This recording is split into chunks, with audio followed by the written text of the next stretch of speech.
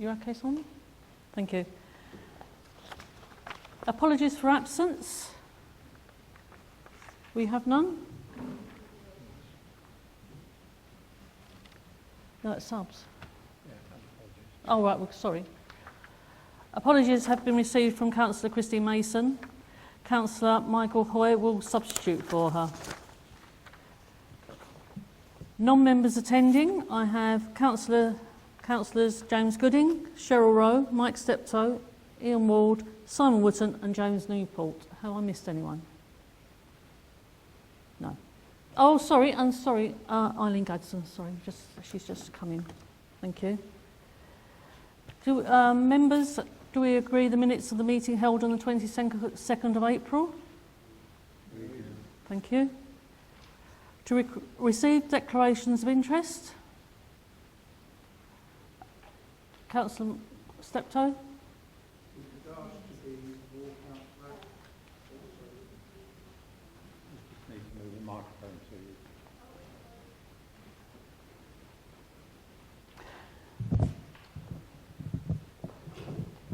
Yvonne, can you keep it there with Councillor Williams as well, please?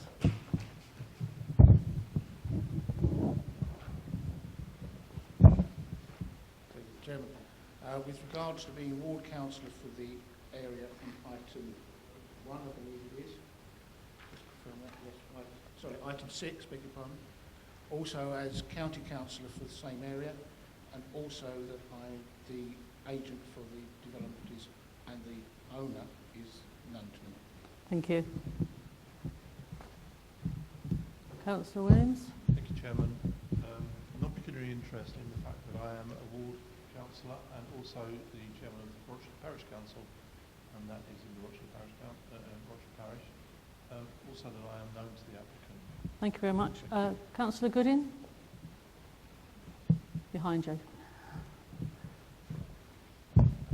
Ward councillor for Roach South for item 6 and also a member of Rochester Parish Council. Thank you. Councillor Ward? On item 6, I am known by the owner of the site. Is that it? Yeah. That's it. Thank you. What interest have you got, Councillor Ward, please? None whatsoever. No pecuniary. It's a personal interest. interest at all. Just a personal interest. He knows me. Thank you very much. Councillor Wootton? Thank you, Madam Chairman. A non-pecuniary interest of knowing the applicant on item 6, Cherry Orchard. Thank you very much. Councillor Mrs. Rowe? Thank you, Chairman. Same as Councillor Wootton. Thank you. Have we got any more?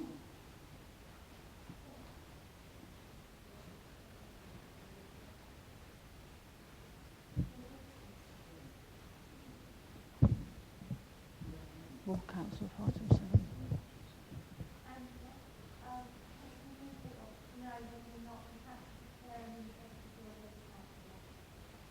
You have to. So, Councillor Newport, you don't have to declare it, but it's in the interest of transparency sometimes if you would like to declare as a ward councillor. For item, it's a matter for you if you would like to declare. Thank you. Yeah.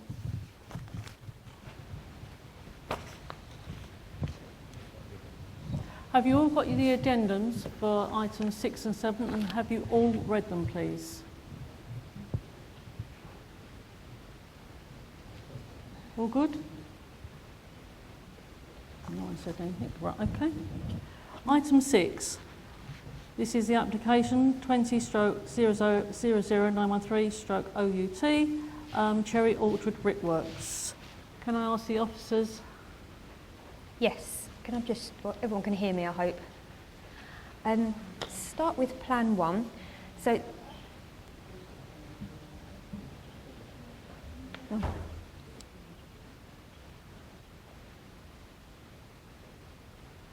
sorry. This application is for a proposed retirement village and mixed-use development. It is an outline application with all matters reserved except for access.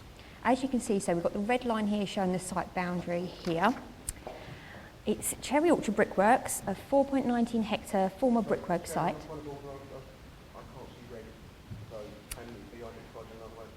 Yes, I'll zoom right in and I'll outline it with my pointer for you. I'm very sorry. There you go.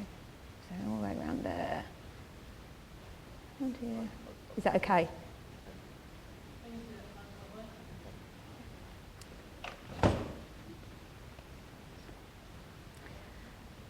So we have Rochford to the northeast over here, and this is Hall Road located here as well. And then the site is to the east of Cherry Orchard Lane, so coming down here.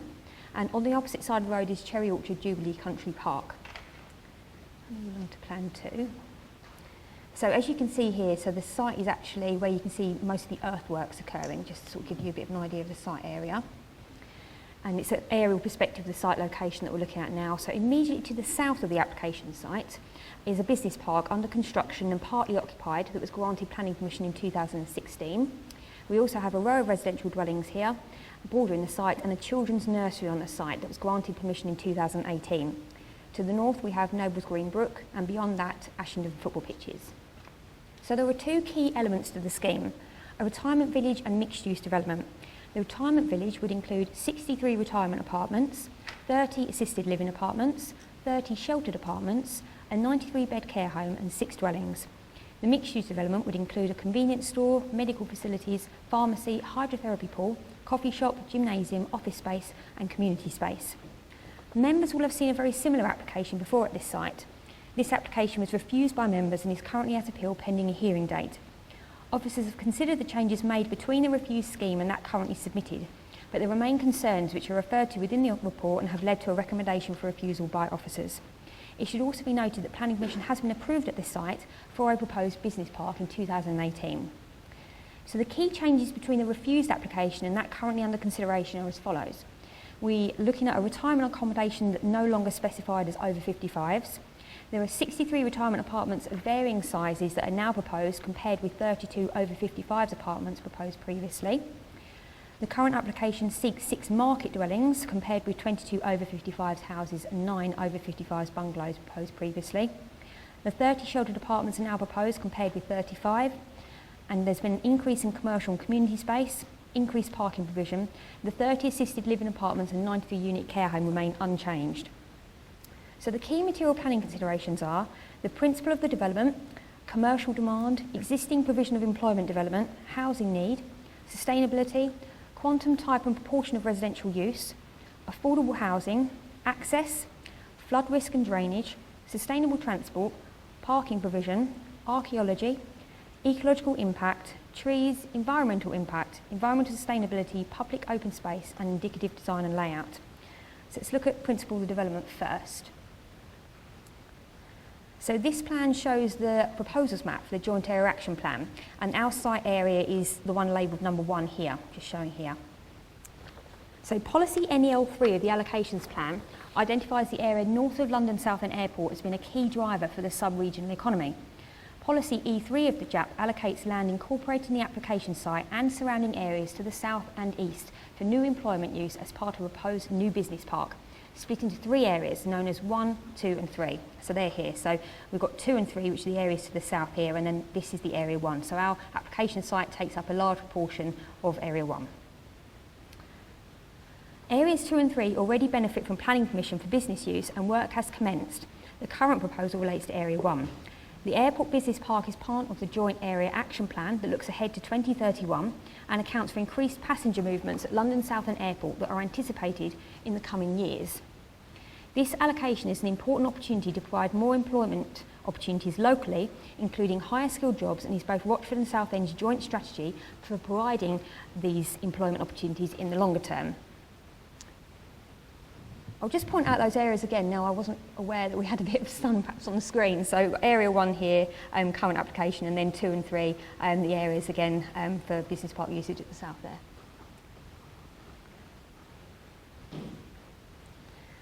So this shows policy E3, which is one of the main policies that we're considering as part of this application. So the current proposal, whilst providing an element of commercial use, such use is to supplement the residential and is not to the quantum and type sought within the JAP, which, as can be seen here, is B1 and educational uses. So here we've got area 1, and it refers to B1 education in this section here. The Council's Economic Development team explained clearly in their consultation response the reasons why it is important to retain this unique strategic site as a business park at paragraphs 4.25 to 4.51 of the officer report. The proposal goes against policies within the JAP, allocations plan and core strategy which seek to retain this site for employment land and is recommended for refusal for this reason. Moving on to commercial demand. So commercial demand represents an important consideration here. The applicant has provided 2 assessments of local need for office space from local property agents, arguing there is a current lack of demand. The pandemic has had a significant short-term impact on demand for office space and is broadly accepted that airport and airline industry growth has been paused. There is, however, no evidence provided that office demand will not increase by 2031. The JAP is up to date and still within the first half of its lifespan, only 7 years old, with an approximate 10 years still until 2031. It is considered that the current reduction in office space demand and the working pattern changes accelerated by COVID-19 are material considerations but reflect broadly short-term economic and social changes with little evidence of a long-term or permanent shift in demand for commercial development in the Watchford area. To approve an application which would result in the loss of dedicated employment land within an area considered regionally economically important at a relatively early stage in the plan process has the potential to result in pressure to seek alternative employment land in less suitable locations within the district in the future. So looking at existing provision of employment development, another material consideration is the current level of commercial and industrial provision in those areas 2 and 3. I'll just go back to those areas. So in these areas here, 2 and 3. Of the JAP allocation. Some commercial floor space would be provided within the proposed development, primarily serving the main use as a retirement village. These uses would not form part of a business park but would fall under the broadly commercial new use class E. It is acknowledged that the additional provision of floor space in areas 2 and 3 mean that an additional 6,098 metres squared of employment provision in area 1 would meet the minimum floor space allocation set out in policy 3. The aim of the JAP is for a high quality development for employment land, however, and the above considerations do not tilt the balance in favour of the proposal sufficiently to outweigh the conflict with the development plan and medium-term growth strategy within the JAP. Following publication of the 2020 housing delivery test results in which the council scored 95%, the council no longer needs to apply a 20% buffer to its 5-year housing land supply calculations, so this is now looking at housing need. In light of the above, the Council considers it can now demonstrate around a 6.3-year housing land supply. Therefore, lack of 5-year housing supply is not considered an argument here. This proposal seeks to cater to a more specific demographic, though, in providing a retirement village to include sheltered housing, assisted living, retirement homes and a care home. The current level of demand for specialist housing for older people locally has been identified as low, according to the Council's strategic housing team, taking into consideration developments such as the Roachway site of 60 assisted living units and 5 sheltered accommodation units that exist in Watchford already. There is also an application under consideration by Barchester Nursing Home for a 60-bed care home on London Road, Rayleigh. Demand in the region is likely to increase steadily over the next 2 decades. However, the potential future need for the proposed development must be weighed against the suitability of the proposed location, and it is not considered that potential future demand outweighs the objections to the site location. Looking at sustainability, the site is not currently serviced by public transport and is not within convenient walking distance to Watchford Centre and the services and facilities within the town, including supermarkets and the train station. This would result in a somewhat self-contained residential facility isolated from the wider residential parts of Watchford. The site would also be adjacent to employment uses, including B2 general industrial uses, which are those considered not suitable to be located alongside residential use, and the retirement village would gain access through this neighbouring business park. It is considered that the proposal would not constitute sustainable development. The proposal would fail to meet the social test within the NPPF sustainability objectives by virtue of the isolated nature of the development, the lack of existing public transport infrastructure, and the proximity to an incompatible adjoining land use which would share access to the main road. The provision of medical care, private transport options and other essential facilities internally within the retirement village would not offset the lack of overall sustainability for the type of use proposed, and this represents an officer reason for refusal here. Looking at the quantum, type and proportion of residential use, Policy H5 of the core strategy requires that new developments contain a mix of dwelling types to ensure they cater for all people within the community, whatever their housing needs. It is considered that the provision of housing suitable for older people would outweigh the lack of a greater housing mix proposed here. This does not represent an officer reason for refusal. Looking at affordable housing, policy H4 of the core strategy does not refer specifically to affordable housing being required in relation to dwellings proposed within the C3 use class, but rather is more generally termed to apply to proposals for dwellings. Following recent High Court decisions, it is concluded that all of the proposed residential development, excluding the care home, could have the potential to be properly regarded as creating dwellings to which an affordable housing requirement would apply. This requirement would be approximately 45 units. The Council Strategic Housing Team has identified that there is a need for affordable housing, which is not shelters, so Class C3 rather than Class C2. As the quantum of affordable housing would be largely C2 housing, this would not best meet the affordable housing need in Watchford, and this represents a further officer reason for refusal here. Looking at access. Access is for consideration at the outline stage. The main access point would be from the northern junction of the roundabout between Area 1 and Areas 2 and 3 of the wider JAP zone. So the areas we're talking about is here. So this is the main roundabout off of Cherry Orchard Way, and then we come along here, and this is a newer roundabout within the business park estate of Areas 2 and 3, and then you'd be accessing the site up along here to the north. The proposal includes an access point to the southern boundary, which would utilise the new roundabout access off Cherry Orchard Way required by the Highway Authority in relation to the earlier commercial scheme. This mirrors the access proposals for the previously refused scheme, which were considered acceptable. The other areas access located to the southwestern corner, so here, would be for emergencies only. In relation to internal access footpaths and roads, the indicative plans demonstrate that suitable space could be provided for safe and accessible access routes. Further details would be secured at the reserved matters stage. The outline access arrangements are considered acceptable. Looking at flood risk and drainage, the majority of the proposed development will be accommodated within Flood Zone 1. However, a band extending across the central part of the site, east-west, falls within Flood Zone 2, with a small proportion of the north-west corner of the site within Flood Zone 3, so located here. We also have a smaller section of the site along the northern site boundary immediately adjacent to the Noah's Green Brook, which also just falls within Flood Zone 3 here. The Environment Agency has no objection, but has confirmed that the application would need to pass a sequential test, which seeks to guide development first to Flood Zone 1, then Flood Zone 2. A sequential test report has been provided with the application looking at alternative sites. However, the Council's call for site list has been updated, and there are a significant number of additional sites that the Council considers should have been considered within the sequential test report in order to achieve a comprehensive assessment that have not been included.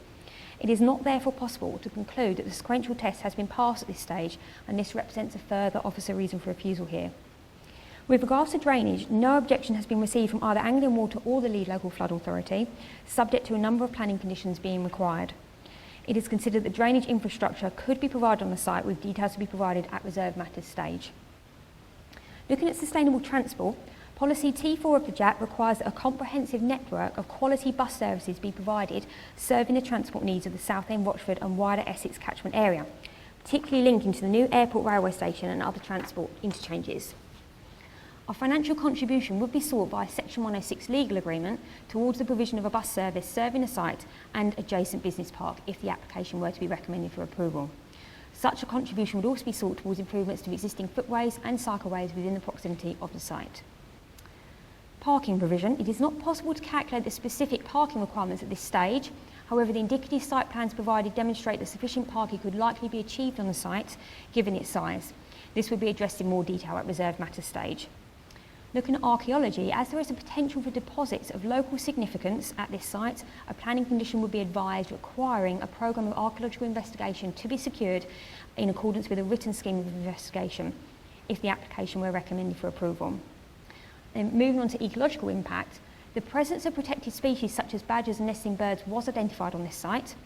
Impacts from development would not cause unacceptable harm to these protected species, subject to mitigations which could be secured by a planning condition and the reserved matters application. Natural England's consultation response refers to the need for suitable alternative green space to be delivered on site, as well as the development secure financial contribution towards off-site mitigation work on a per-dwelling basis. If the application were recommended favourably, a requirement to pay the off-site financial contribution per dwelling would be a requirement of a Section 106. It is acknowledged that the proposal would not deliver suitable alternative green space. However, the site is across the road from Cherry Orchard Jubilee Country Park, which will offer a very close alternative green space, and no objection is therefore raised to the lack of on-site provision. Moving on to trees, there's limited arboricultural value identified on the site.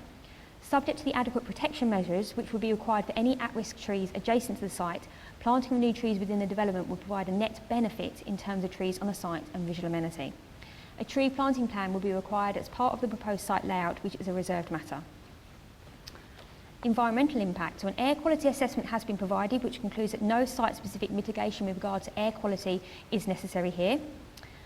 Environmental sustainability. So policy ENV 8 seeks to secure at least 10% of the energy requirements from developments from decentralised and renewable or low carbon sources. If the application were to be approved, such requirements could be secured by planning condition. Policy ENV 7 of the JAP requires all new buildings to meet the BREEAM standard of excellent unless unviable or unfeasible, and for rainwater harvesting and water recycling systems to be used. A planning condition could be imposed to secure this if the application were to be approved.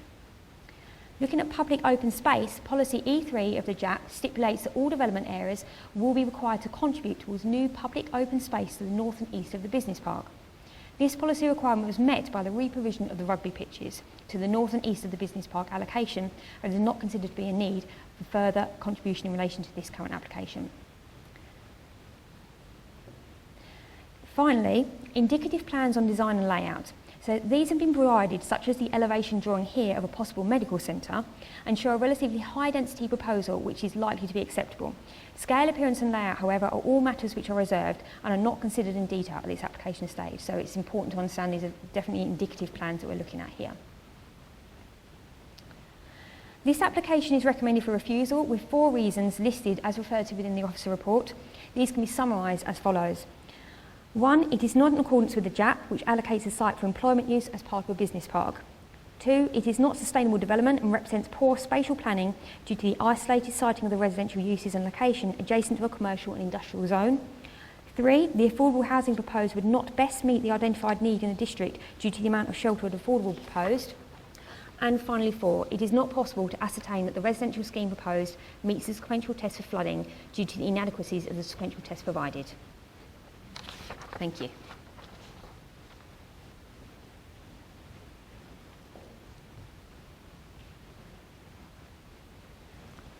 Thank you. Do we ask questions? Can I have the speaker, Mr. Ed Durant, please? A microphone will be given to you.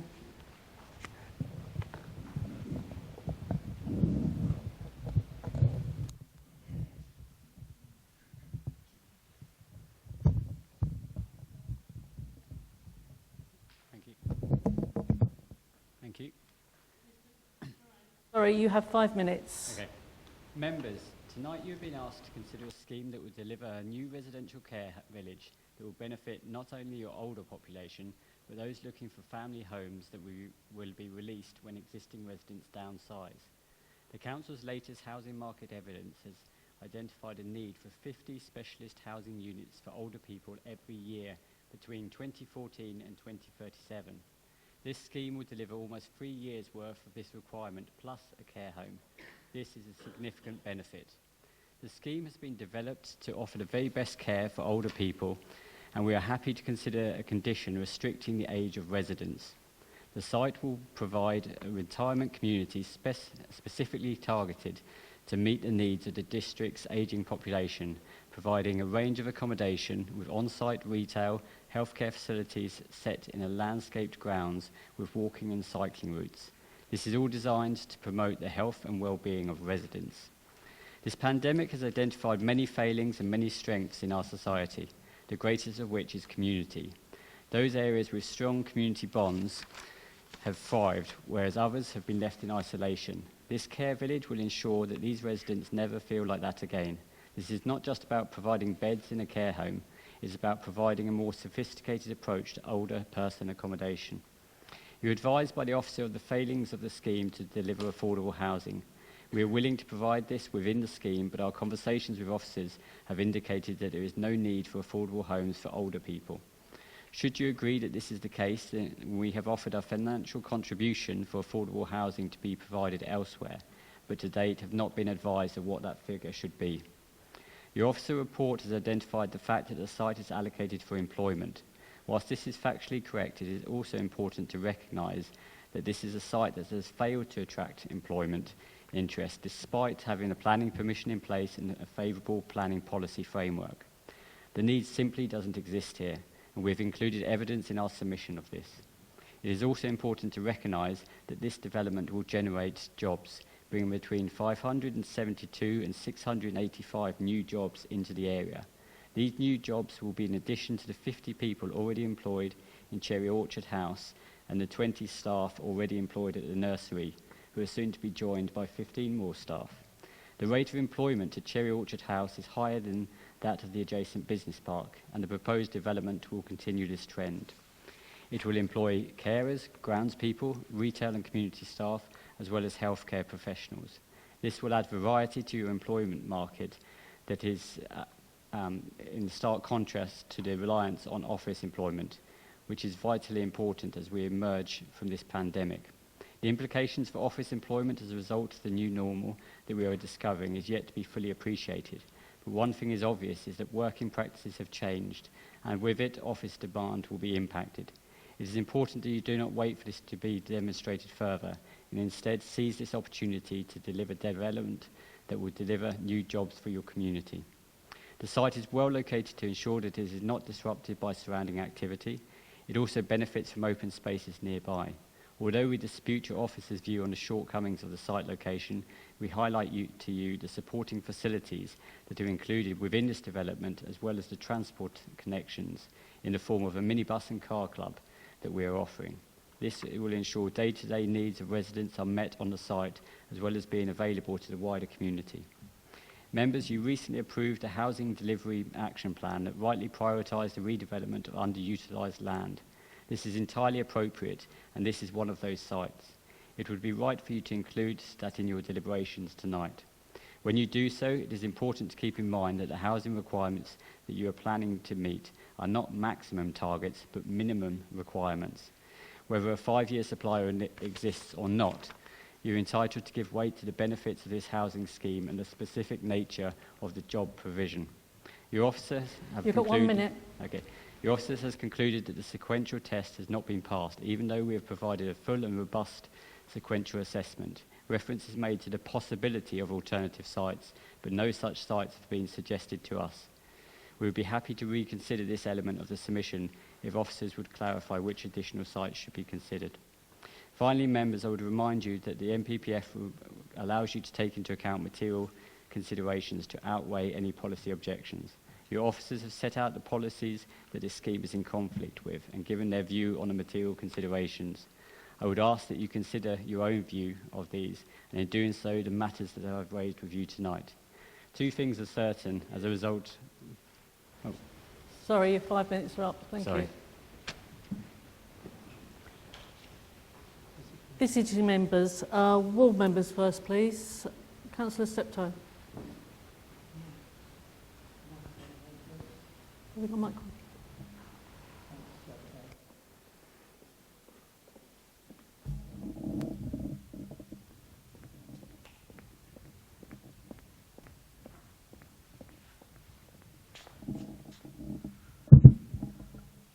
Thank you, Chairman. I'd like to pose a number of questions and considerations I feel the committee needs to consider with regards to this application. This application is not dissimilar to the previous application, and if the committee is of a mind to agree this application, I would ask what has changed in the time that has lapsed between now and then to actually make that opportunity. The application goes against the Joint Area Action Plan. And the question I would ask is, does that open the door, and what effect does that have on our Joint Area Action Plan? The applicant suggests that he will provide the money or a bus service. There is no bus service currently at the moment, and to my knowledge there are no plans from any of the bus companies to install a bus service. If the applicant was to put in a bus service, how can we guarantee that that will be still there in, say, 5 or 10 years' time? The site does not meet sustainable tests for a housing estate, because this is what this basically is. So how does the committee justify going against that advice?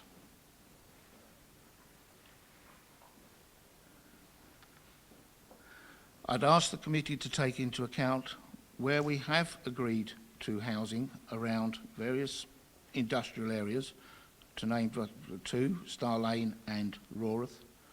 Where housing has grown up, there has been a steady increase in the number of complaints from residents that are now living adjacent to those industrial estates. We're going to put you're possibly going to put a housing estate, which is what this is in effect, right next door to an industrial area. With all the things that go on in an industrial area, how does the committee justify that? In the report on the refusals, the officers refer to the floodplain.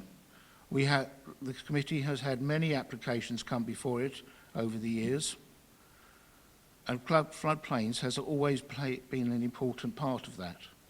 This does not meet the requirements for housing in a floodplain area. There is no mention of affordable housing. It's a bit of a difficult one to justify, but that goes against our own policies. And I'd also ask the committee to consider that some of the properties are 3-bedroom bungalows. That seems a little strange to me, that you would want a 3-bedroom bungalow in a retirement estate. So, Chairman, I would urge this committee to take the officers' recommendations. I do not believe that this is the right development in this particular place, right next door to an industrial estate with no links and sustainability to either Rochford or to Southend, and I can't see how that is going to change. So I'd urge this committee to go with the refusal. Thank you, Chairman.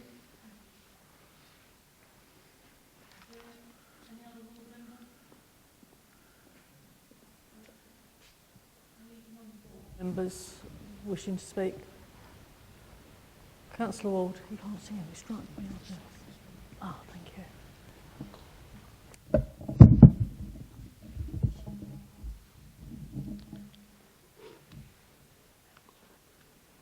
Chairman, this evening I'm here on behalf of several residents in my ward that possibly includes what I believe to be a large silent majority.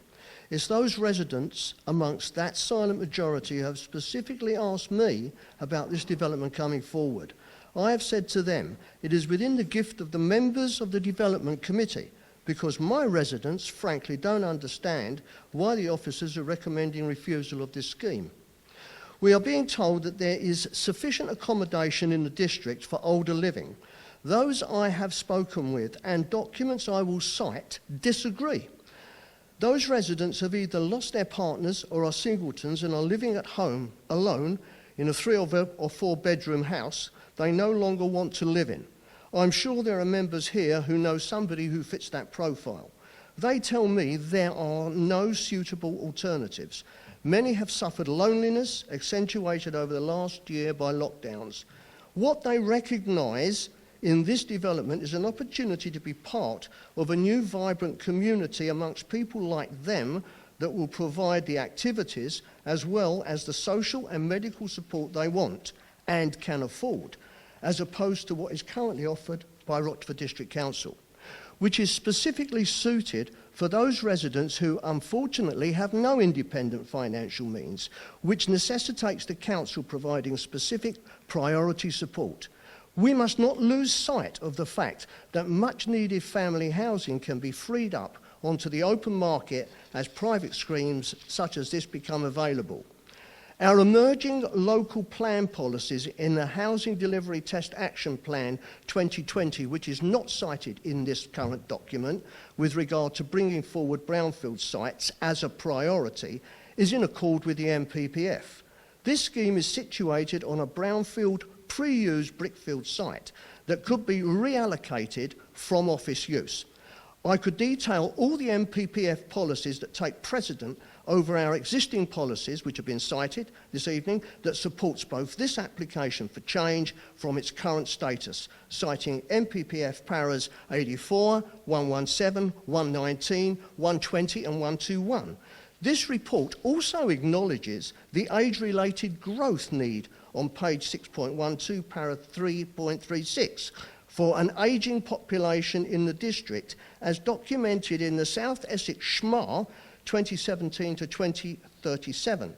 It should also be noted the AMR of 2019-2020, paras 3.21, 22 and 23, reiterates brownfield usage, as does most importantly our own emerging local plan statement of intent in the Housing Delivery Test Action Plan 2020 on page 26. Neither of these documents appear in this report, which fully support this application being approved, which is at variance with emergence to the emerging policies that members of the cross-party Planning Policy Committee fully endorsed regarding brownfield sites first as a priority. In summary, I think all the documents I have cited give support for approval for this application on several fronts. Firstly, priority use of a brownfield site. Secondly, with the changing commercial aspects for the area as recently published, this application offers employment for up to 600 people, possibly far greater than any unnecessary office complex, as current projections for office space are showing. Thirdly, this application would undoubtedly give credence as well as confidence to encourage potential users of the JAP site. Fourthly, the JAP has failed to gain any commercial traction or support after 7 years of solid marketing.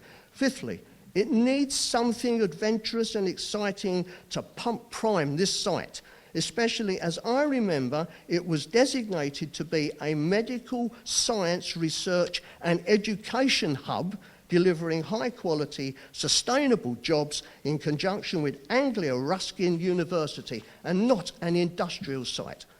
This application justifiably provides a high-end medical centre, which is part of the JAP vision statement. Finally, when circumstances change, we need to be flexible and imaginative enough to change with them, rather than being rigid in supporting policies that economic realities have overtaken. Members, one question. Are you satisfied you have heard all the evidence, as the ball is firmly in your court and the decision is yours alone? Thank you, Chairman. Thank you, Councillor Wall. Councillor Whitton.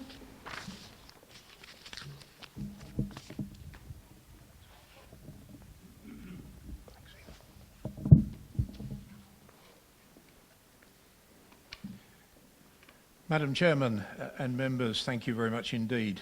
It is somewhat unusual for me to comment on an application on a site which sits outside of my ward, but I felt compelled to say something this evening after confessing to being a little disappointed with the reasons for refusal set out on pages 6.1 and 6.2, which suggests to me that our policies may be a bit short-sighted, not visionary, in respect of current commercial, economic and community needs.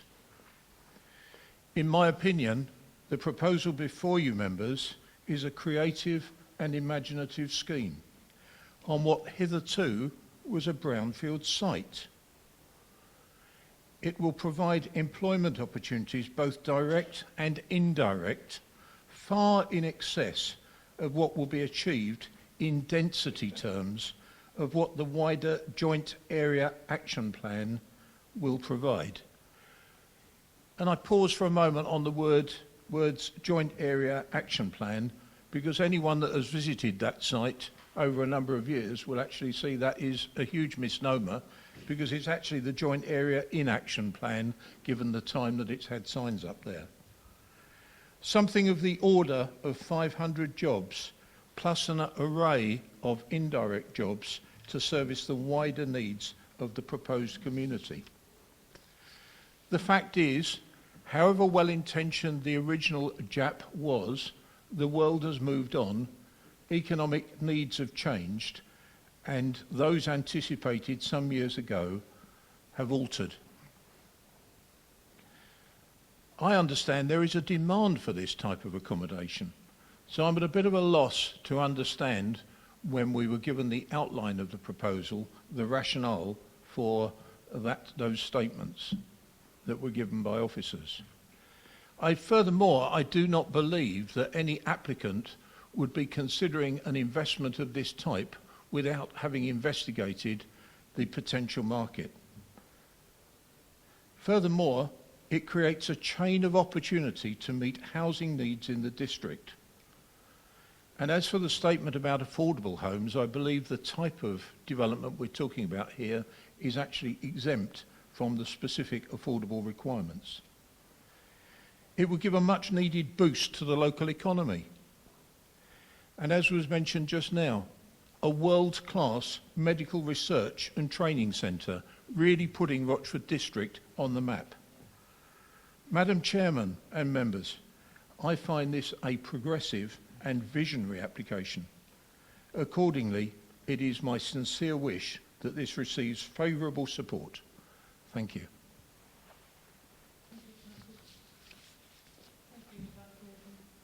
It's not seen it.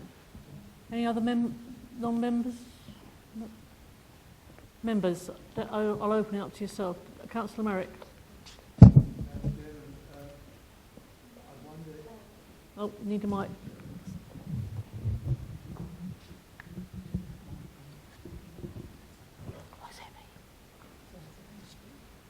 Madam Chairman,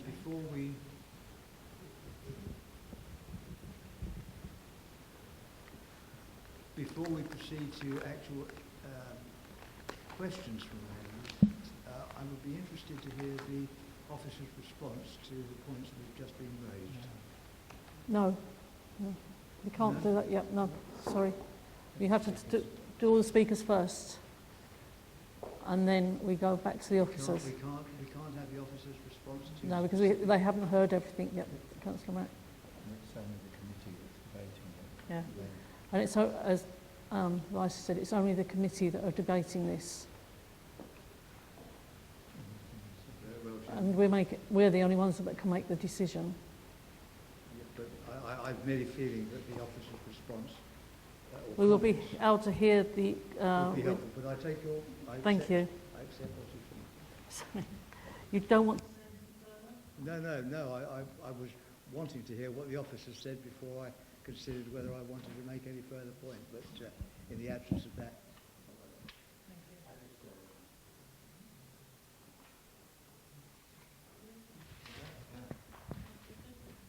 Thank you, Chairman. I can recall this item coming to us last time,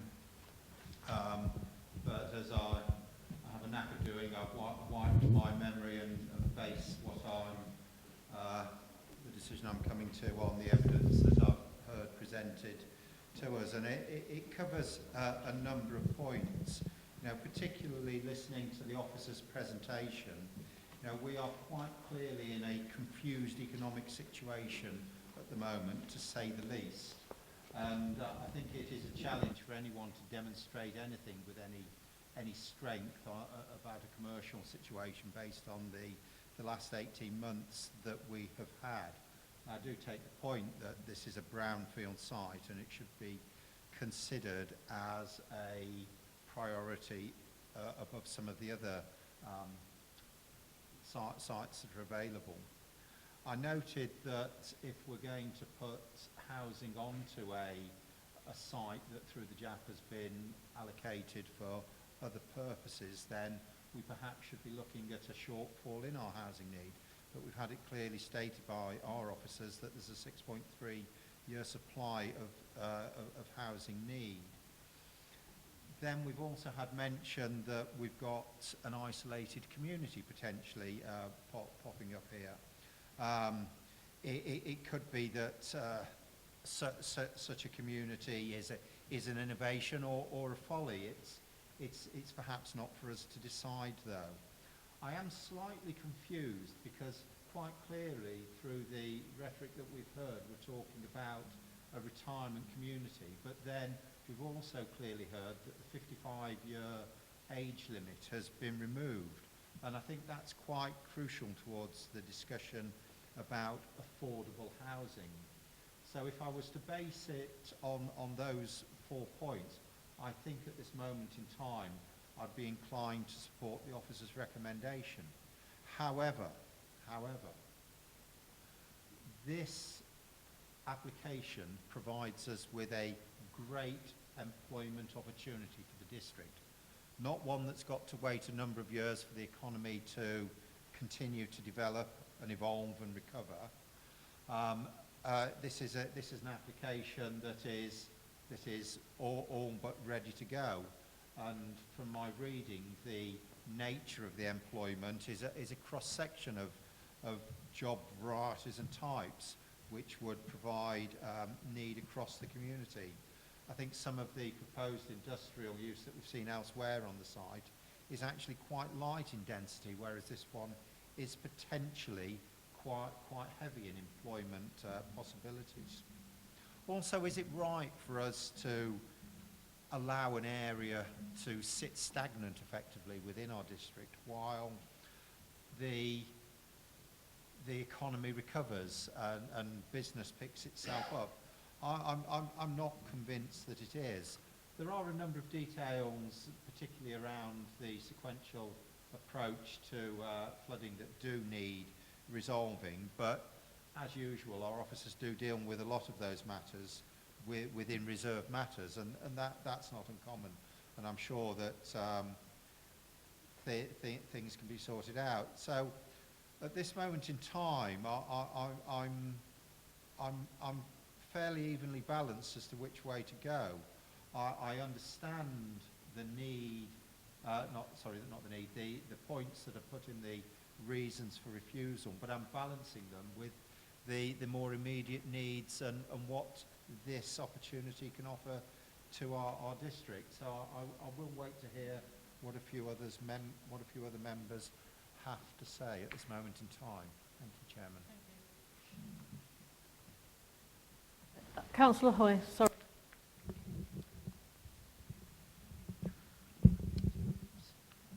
Thank you, Chairman.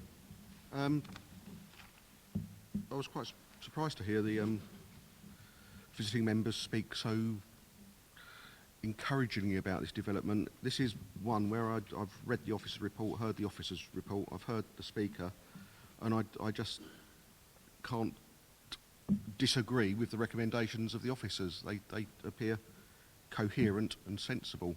This is employment land.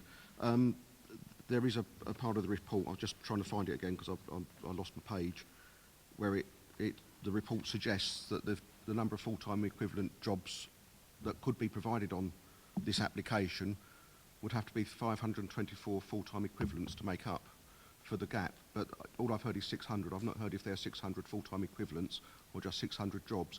Going by the nature of the jobs looking at this, I suspect a lot of those are part-time jobs, and I don't think it therefore meets the 524 full-time equivalents as stated in the plan.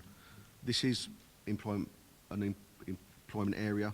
It's been in the JAP. I might have been critical over the years of the JAP, but it's been fully supported by this council for many, many years, and I agree with Councillor Steptoe on that point.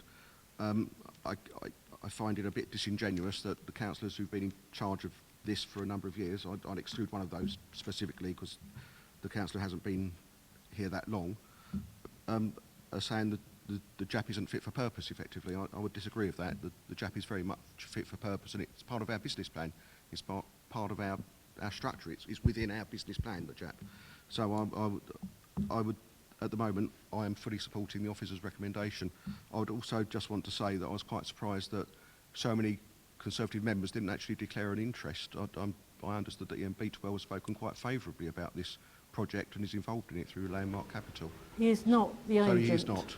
That's No, fine. He's not been the in the agent. Echo, so I think that needs to be No, corrected. So but he is not the members fully agent. understand that the Echo got that wrong. I know that the Echo do get things wrong. And I'm Yeah, just to grateful for clarify, the we correction. did go to our monitoring officer and to see if there was any declaration needed. There wasn't, because Mr Beatwell is not the agent. Okay.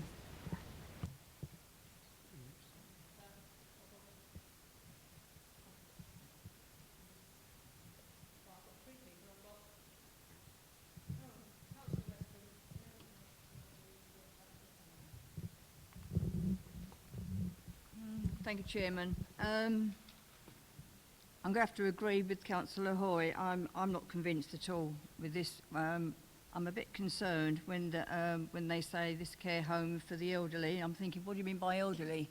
I mean, I'm 70 this year and I don't class myself as being old. So that's a bit worrying, really. You talk about, it was brought up by another councillor about bus service, and I know full well the bus services in our area are absolutely diabolical. You're talking about this retirement village of over 200 plus elderly, I don't know, residents. I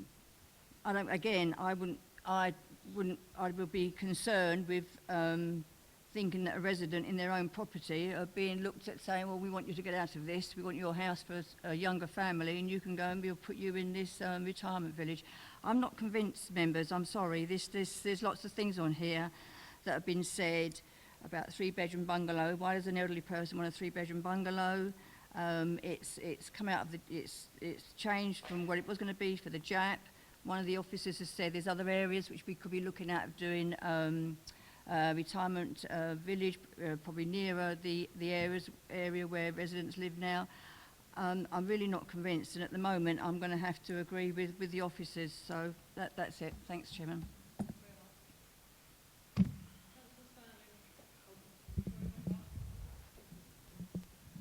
Thank you, Chairman.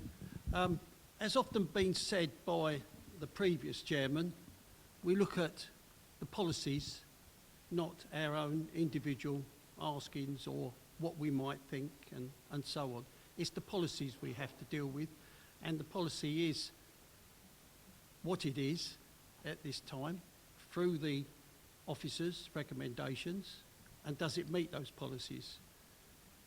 Unfortunately, it doesn't meet those policies. Yes, I agree with councillors that have spoken before. I don't see where a person, if you like, who is retirement, if you like, would want to go into a small place rather than have their own front door. They still have their own front door, I know, but have their own property where they are at the moment. I certainly wouldn't give up my property for a smaller place. That's obvious. And I don't see that there isn't so much in the way of communication in transport and in shopping and so on and so on.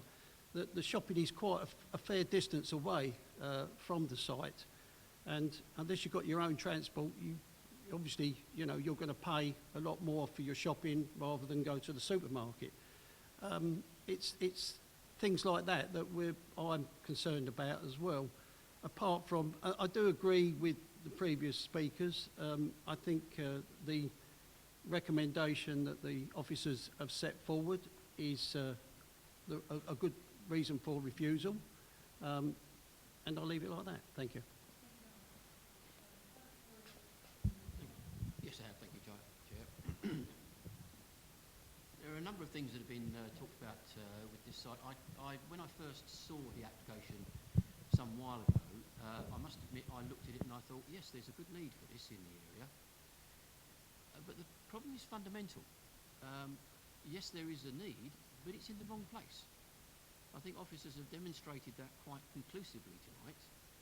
And one of the things that I think that we need to pick up on is things like some of the reasons being why we're being told that it would be a good idea to actually go with this, where we're talking about, Councillor Ward in particular suggested that it would free up places because there are people who are living in 3-bedroom places at the moment who would like to move into a retirement village where they've got 3-bedroom accommodations. That seems to kind of mitigate or get rid of that kind of argument quite conclusively. To compare the possibility of this proposal with the adjacent business park, I consider that to be quite disingenuous for the applicant's agent to be doing that, because the business park at the moment isn't fully developed. Now, yes, it may be slower, but it is happening. We as a committee have already approved factories which are in the process of being built there. Now, they can't predict how many people are going to be working in there conclusively until they are occupied. That hasn't happened yet, but it will happen. So to actually compare the situation now in the business park compared to what it will be in the future on the retirement park, I think is a bit of a red herring, to say the least. I think it's fundamental in that we have actually, as a council, agreed to the Joint Area Action Plan. Now, whether you agree with it or not, we have agreed to that. And the officers, in my mind, have actually conclusively demonstrated that it does not meet the standards of the JAP. So there's not much point in us agreeing to policies if we're then just going to brush them aside, unless we're going to bring it back to council and change the direction of the JAP. So to my mind at the moment, my mind has not been altered from what the officers have actually come up with, and I can't see any reason at the moment for seeing this to approval. Thank you, Chair.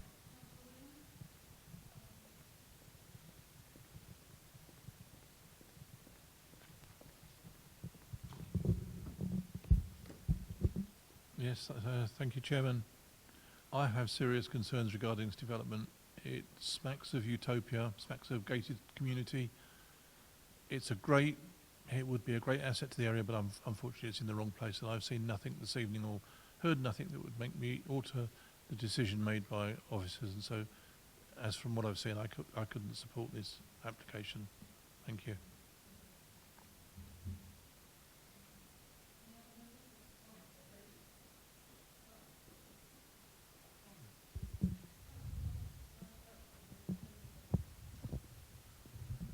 I obviously don't know the history, but I believe the slow take-up for the industrial park is not just of the COVID era. I think it's been slow over an extended period. To use Councillor Wotton's comment, it does seem a creative and imaginative brownfield proposition. But I do have a reservation about the transportation. Some comments have been made about people being put into smaller places. I don't think they get put. I think they choose to go there if that's somewhere that's available to them. In my opinion, it's quite a positive proposal.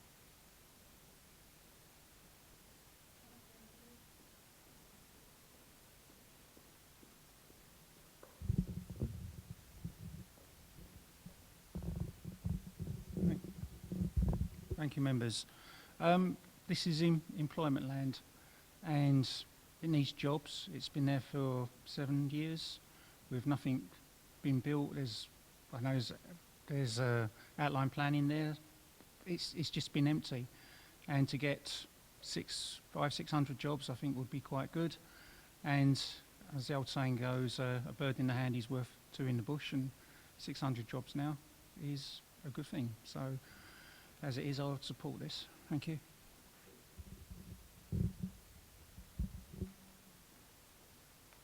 Thank you. I had a report from Essex County Councillor today because I've been asking what the critical need was for this site. So I eventually got it today and from Matthew Barnett, and he is committed for elderly to have the best care within their own home or a care home. You see, I'm not reading every, because it was about 5 paragraphs, but if anyone wants it, I will pass it on to them after this meeting. I didn't have time to give it out to anyone, I'm sorry. There is a demand at the moment for 221 extra care home accommodation in addition to the existing scheme of the one, this is for Rochford only, to the existing scheme at the present of Dobson's House in Rayleigh, which has only got 30 accommodation. So we are going to be short. with anyway for our care home or homes for the elderly in their own homes. I would recommend this for approval.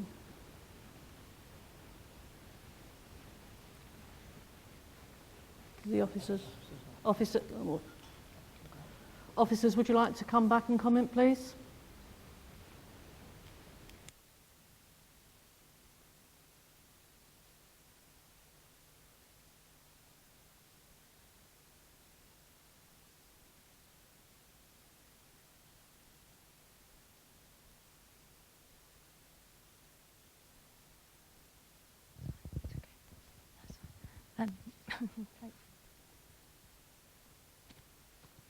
Yeah, sorry, I didn't intend to speak here, but just to clarify on that, Essex County Council did come back to our Strategic Housing Assistant Director to say that any need in the district was currently going to be met by the Roachway development, and then additional to that we have the Barchester Homes nursing home that will be coming forward if that is approved.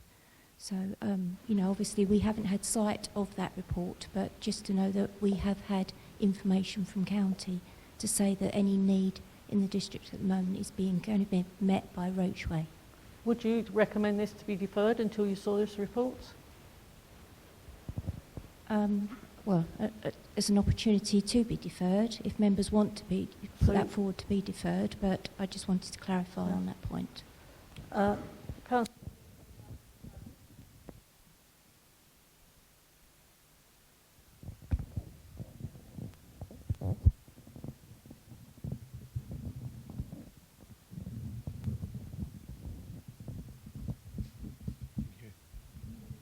Thank you, Chairman. The officer just brought up a point I was going to make, which was about the Roachway development.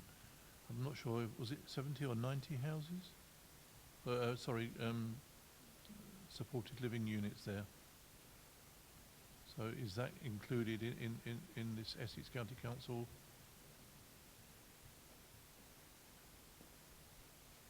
Sorry.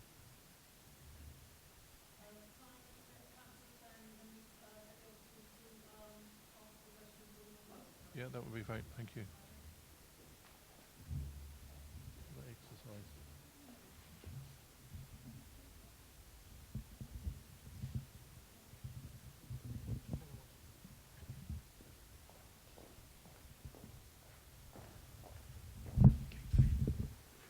Thank you, Chairman. I'd like to point out to the committee that the Royal Effin Countryside Estate is in talks with having a home built on the 1 acre site adjacent to that development.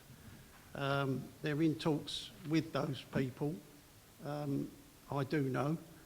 So that's another big, if you like, development for the elderly for them if they wish to participate in that development. Thank you. Members, I'd like to put a motion forward to have this application deferred. Sorry, Chairman, Oh, sorry, sorry, Councillor. I think it's more difficult here. Can I carry on with this one first? Yeah, I've just been advised I can actually carry this on, but I'd like this application to be deferred. Have I got a seconder? Thank you. There, Councillor Hoy. Yeah, sorry, so I'm now speaking to the deferment, presumably. I think my question still works.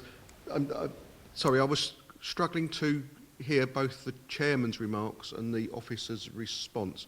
If I can just clarify, did the officer state that our current needs will be met by the Roachway development and another development? I didn't hear what the other development was.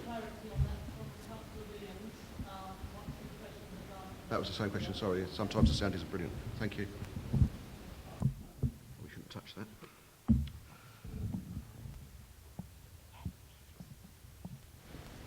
So just to clarify, with regards to the housing need query, Council Strategic Housing team have reiterated what Essex County Council have said, which is that the demand is low based on the fact that we have the Roachray site of 60 assisted living units and 5 sheltered housing accommodation units already in the Rochford area. And then on top of that, we also have the application which is under consideration by Barchester Nursing Home for a 60-bed care home on London Road, Rayleigh as well.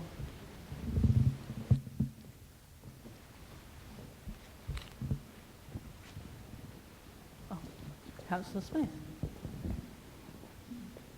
Thank you, Chairman. I believe that the clarity over the existing provision in the district is a suitable reason for deferment.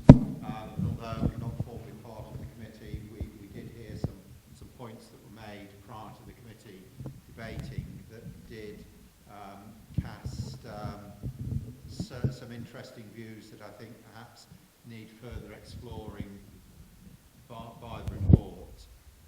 So I think I'm more than happy to see a deferment on this, pending the absolute clarity of what we're going to determine, and then next time we must come to a decision.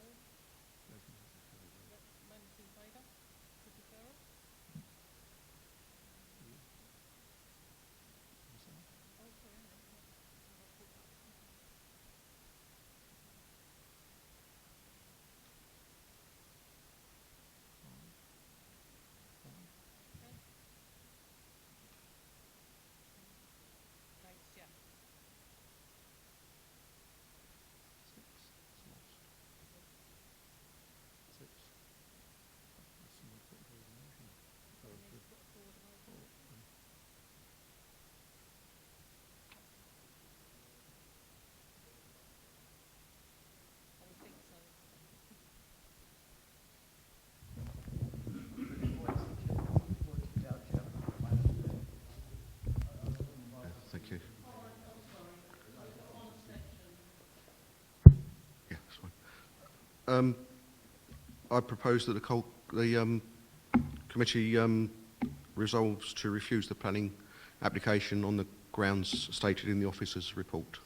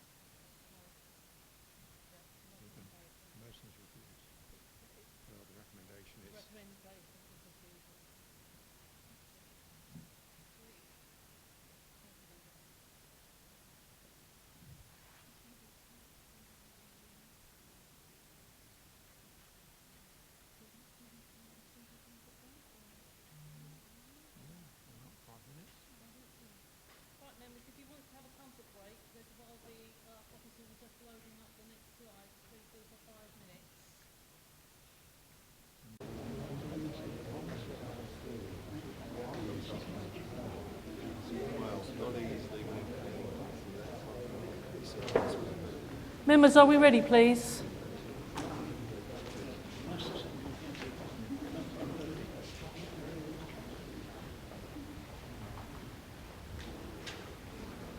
We're all okay? Item 7. This is the land north of London Road and west of Raworth Industrial Estate, Raworth Lane, Rayleigh. And the officers, please. Yep, thank you. Chairman, this application is for a new outline planning permission at the site now known as Wolsey Park. The location plan on the screen shows the land to which the application relates edged red and includes 3 separate areas. The largest of these is sited... Sorry, shall I start again?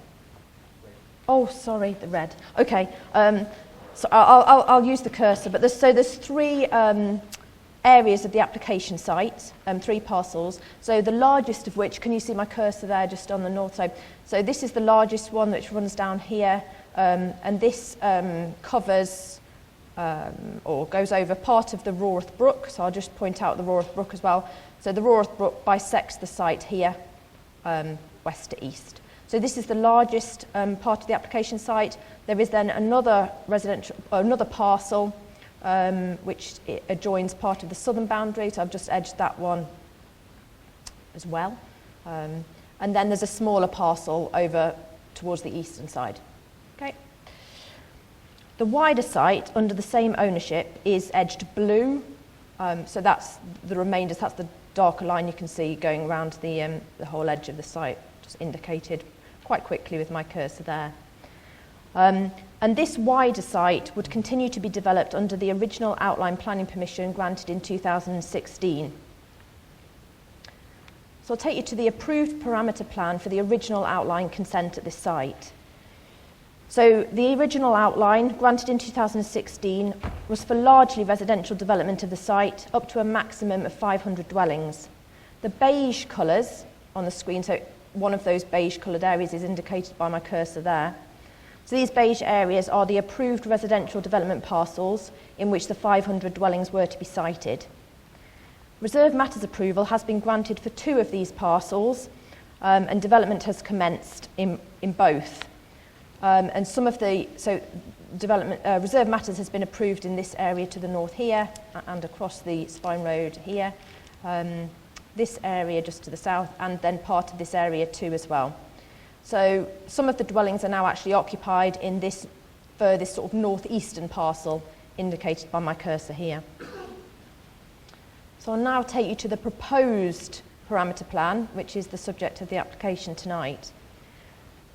Members will note the red-lined areas, apologies, so they're the same shape as the ones I pointed out earlier. So that's this area here, one to the southern boundary, and then this area here towards the east.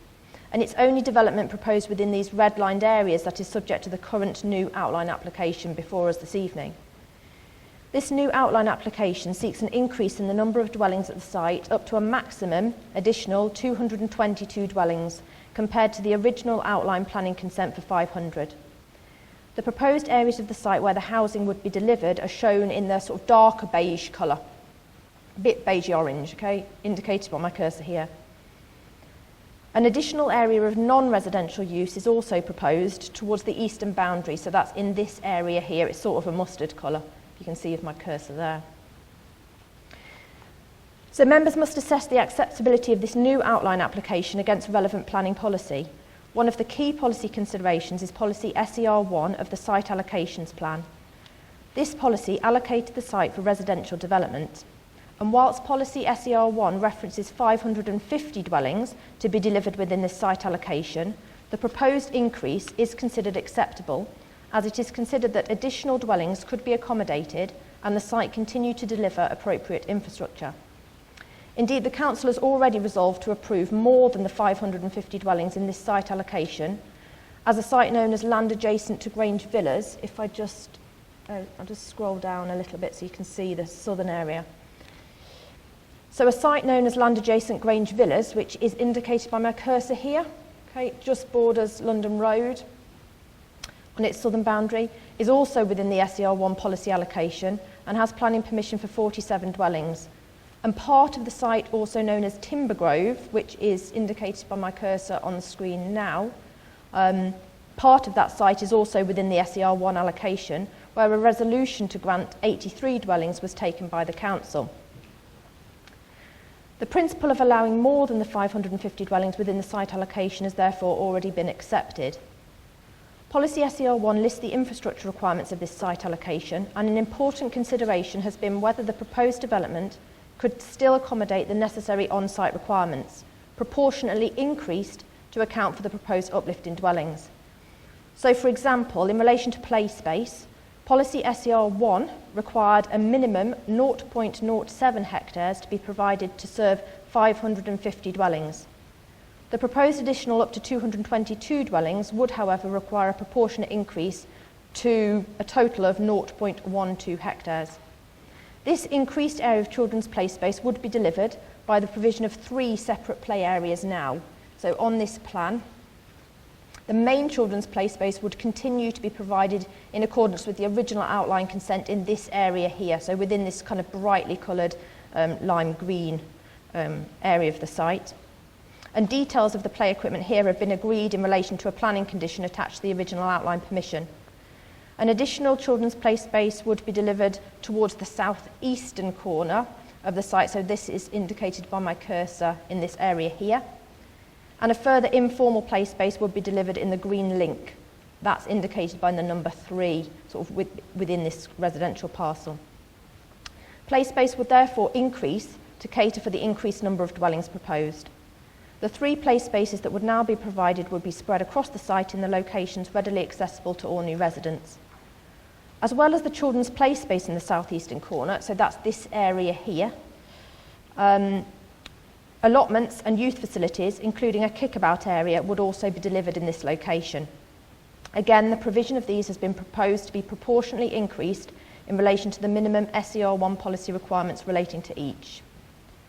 I'll take you to the illustrative master plan then. So this is not a plan for determination, but it helps give some context.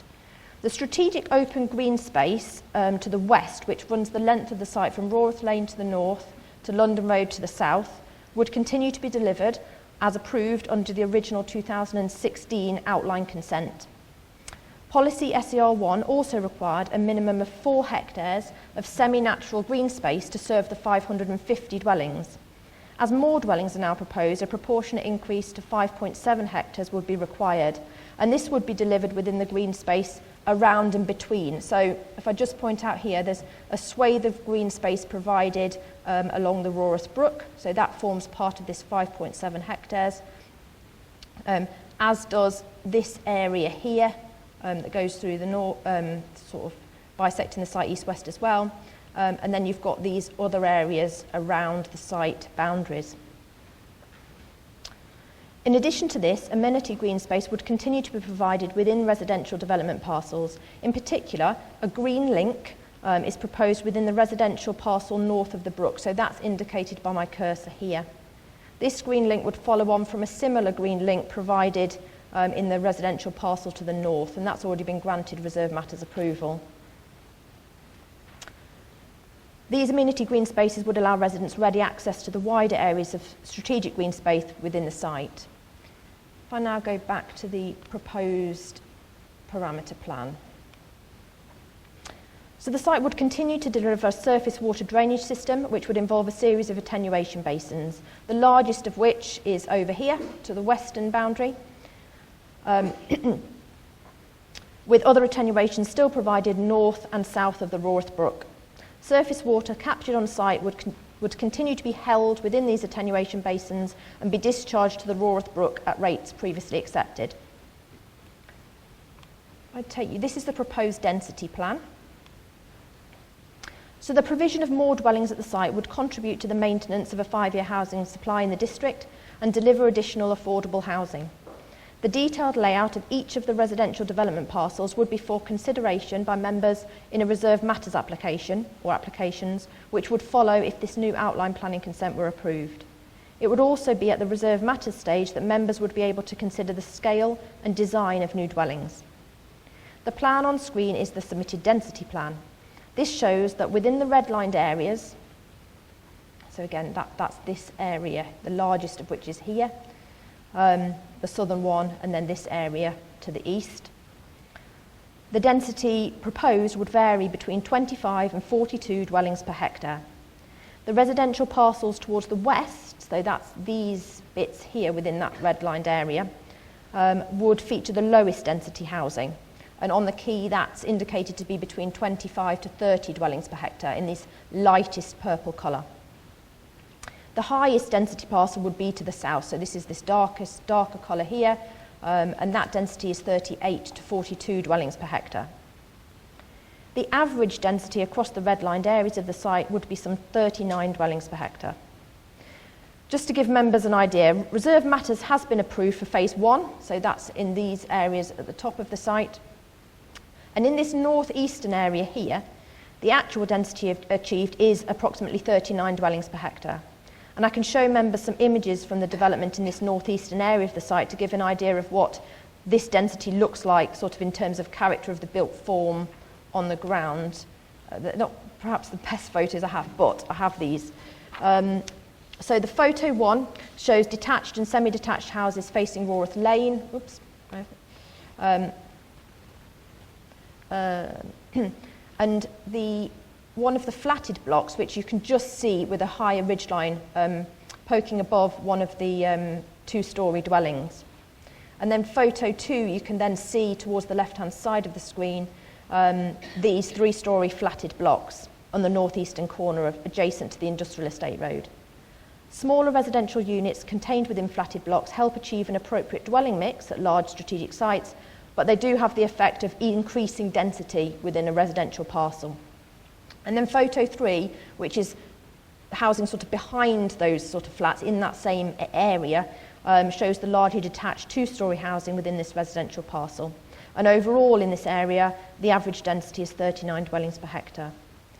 It is considered that the housing that has been built in phase 1 to date is in keeping with the character of the wider locality of which the site is a part. The proposed average density of some 39 dwellings per hectare that would result in the residential development parcels subject to the current application would be no higher than this. It is considered that the proposed additional up to 222 dwellings could be achieved at an appropriate density, similar to densities within other parcels that already have detailed reserve matters approval. I just take you back to the land use plan. So this is the proposed parameter plan again on screen. Instead of the on-site football pitches proposed in the original outline application, the applicant proposes a financial contribution to deliver an off-site 3G football pitch. And the current assessment of need in the district identifies a need for adult 3G pitches, and this proposal seeks to contribute to meeting that need. It is envisaged that the 3G pitch will be delivered at Rayleigh Leisure Centre, and a slight change to the wording of the heads of term relating to this is recommended as detailed on the additional addendum to require alternative new provision in Rayleigh or Rawrath in the first instance, because that's closest to this development site, if the provision of a 3G pitch could not be secured at Rayleigh Leisure Centre. The land set aside for a primary school is this area here, sort of dark red colour, indicated by my cursor on the screen, and that would remain unaffected by the current new outline application proposal, as would the area for a healthcare facility, which is shown in the sort of bright purple colour just north of that, indicated by my cursor. A proportionate increase in the level of financial contribution relating to both healthcare provision and education would be secured to respond to the uplift in the number of dwellings proposed. A transport assessment has been submitted with the application, and no additional highway-related mitigation has been identified as being required by the Highway Authority, other than works to widen a section of footway along Rawrath Lane, and that's in this area here, just east of the site, indicated by my cursor. If you can see that moving on the screen there, which has become narrowed by overgrown vegetation over time. A planning condition is recommended to deliver this, and a similar additional planning condition, as set out on the additional addendum, is recommended to achieve improvements to parts of the pedestrian footway along the northern side of London Road, eastward of the site. The highway works required in relation to the original outline consent would continue to be delivered. This includes the delivery of a bus service through the site, a financial contribution to the new roundabout at Rawrath Lane, Hambro Hill Junction, and highway works to London Road. Clarification of the wording of the heads of term relating to the highway works at the Downhall Road, London Road junction is recommended as detailed on the additional addendum. This change seeks to provide greater clarity over the time frame for works and the level of financial contribution. In conclusion, it's considered that this site can accommodate the proposed increased number of dwellings whilst continuing to deliver the necessary infrastructure as set out in Policy SER1, and the recommendation is therefore one of approval, subject to a Section 106 legal agreement with the heads of terms, as stated on the committee report, as revised by the addendum, and subject to the planning conditions as detailed in the committee report and addendum. Thank you. Thank you. Is there any visiting board members? Councillor Newport.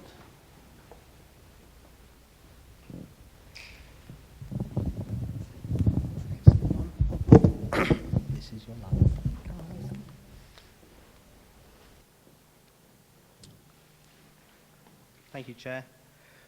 This application is seeking to add an additional 222 dwellings, which I see as an opportunity to actually deliver 220 dwellings, which maximises the profit for the developer and the land use. However, this is nearly a 50% increase in the original number of dwellings that outline planning has been given for in the first application. The rural space that we have when we enter Rayleigh is diminishing, and the sense of openness is disappearing.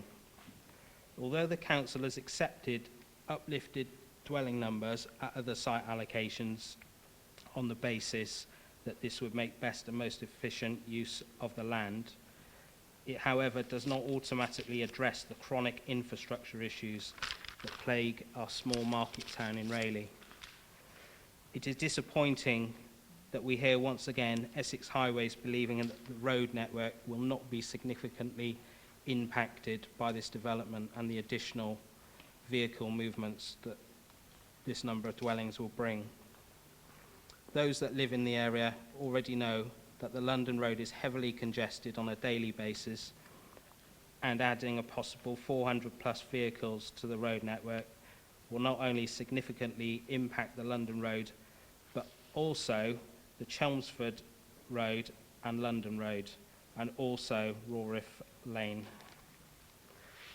The road network is just one aspect of this application that will have a detrimental impact on existing residents' lives. Our doctors and school places are hard to find, with residents providing anecdotal evidence that they have to travel to neighbouring towns in order for their children to attend schools. That is the harsh reality of how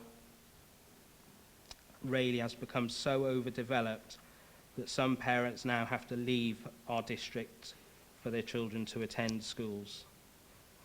In short, this application could be argued is making best use of the land, but it will increase and have a huge impact on the quality of life of our residents across Rayleigh and the district. I would ask members to refuse this application on the basis of overdevelopment, which is unsustainable. Thank you. Thank you, Councillor Newport. Members, Councillor Weston.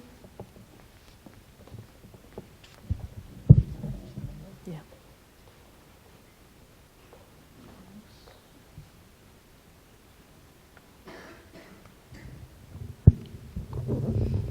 Thank you, Chairman.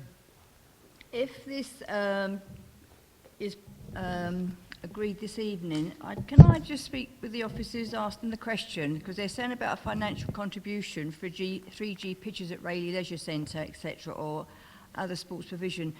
Can I just have an agreement, a definite agreement, that obviously this is definitely going to be used and we're not going to lose it, because you are, as you are well aware, we've got another sports centre in Rochford, which is Holbridge, which we're looking at 3G pitches. I don't want us to be able to lose this money because we can't use it in the Rayleigh Leisure Centre. So can I just have an agreement that this money will definitely be used, if not for Rayleigh, somewhere else within our district, if this is approved this evening? Councillor Weston, can we do a list of the questions for you and then come back? Yes, is that okay? Thank you. Is that okay, officers? You noted them down, thank you. Councillor Stanley? Yeah. Thank you, Chairman. Members, from the documents that we had in allocations plan, February 2014, 3.26, page 39, the above calculations of green space, play space and youth facilities are based on 550 dwellings being provided on the site. It is a greater number where if a greater number is provided, the provision of such facilities should increase proportionally. I also like to bring your attention to the document Development Management Plan, December 2014, in which it says, avoiding, this is DM3, avoiding the loss of private amenity space for neighbouring dwellings to ensure adequate provision are set out in Supplementary Planning Document 2, Housing Design. On top of which, I'd like to read this statement. This application will give concern to many members, especially those who have large housing developments, either recently completed or in development pipeline. This cannot be seen as a one-off. The developer seeks to ignore the planning permission which was agreed by this council in line with current legislation and then our district council policy. The developer wants to build a large quantity of additional housing on land set aside for public open space in the approved planning permission. Open spaces makes a very significant contribution to local quality of life, as we have seen after Councillor Stanley, have you actually got a question, please? I have. Is that a statement you're reading? Are you predetermined? No. So is that can we have the question that you want for the officers, please? Well, rather than the statement. Thank you. Okay. Thank well, you. the question is that, as provided in our literature of increase proportionally to open spaces, we are increasing the development by 222 homes. Where is the increasement of open space proportionally to those homes? As I've already stated, that the open space was agreed for 550 homes, not 772 homes. So therefore, proportionally, it should be increased. I also notice from the officer's response that there are play areas, if you like to call them play areas, on the outskirts and down the, if you like, the centre drag of the development, which is not quite the right place to have play spaces. So you're asking, what your question is, is the PlayStations the right place? Spaces rather, play spaces, not PlayStations. Are they in the right area? No, not if they're in the right area, but where are they? Where are the right, proportionally increase? Okay. Where are they? I'll let the officers take note of that and I'll come back to you after all members have asked their questions. I've got another question if I can. Okay. Thank you. With the increase in the development, this will also increase the prolonged water discharge from the site to downstream, lower downstream. And there is no provision as such at the moment to say where that water is going to be kept, other than in the ponds that are already there for 550 homes. So again, I ask, where is it proportionally increased, the water retention to the site? Where is that going to be held? Because the downstream, as you very well know, it floods ever so quickly and it will flood longer periods. Thank you. Thank you. I noticed that Councillor Stanley has actually got a copy of the February 2014 document on his table. It's a document that took this council a very, very long time to produce. It factored in all the relevant nuances of development in the district at that time, but I don't believe it's fully considered to be out of date. And the site that we're talking about is the implementation of one of the areas allocated for housing within that document. And at the time of the existing application, it was felt that it was appropriate. So things have changed. And Councillor Stanley was talking about the the open space. I believe it was about 4 hectares of natural and semi-natural green space or greater than that was required. There was more space than that on the development, but it clearly said, to my understanding, that if the number of houses on the site were to increase, then proportionately the amount of green space would also need to increase. Just by its nature, the blocks of housing that are now seeking approval will decrease that. So I'm not at all convinced by the intensification of the site. I think also we've got a clear increase in the amount of housing. This housing is not required to provide additional numbers to our housing need. We had in the last application that we considered a short while ago the statement of 6.3 years supply of housing need being provided at this moment in time. So we haven't got the requirement for this site to contribute. We haven't got a shortfall in other areas in the district, and this site's not required to maintain that 5-year supply. So I'm thinking that with the basis of our opinion that was taken when the main substantive application that's in place was taken, plus 1 or 2 small adjustments that we have accepted, I don't believe that substantially the factors around that have changed. I can accept that there will be adjustments to Section 106 agreements and so on. But on page 7.50, 4.33, it specifically comes to education. And I've tried to understand it, but I still don't quite get how there'd be a £10,000 reduction in part of the education contribution as a result of potentially 222 more houses. And also on the final paragraph, final bullet point, I accept the Essex County Council point about the closure period not being brought forward.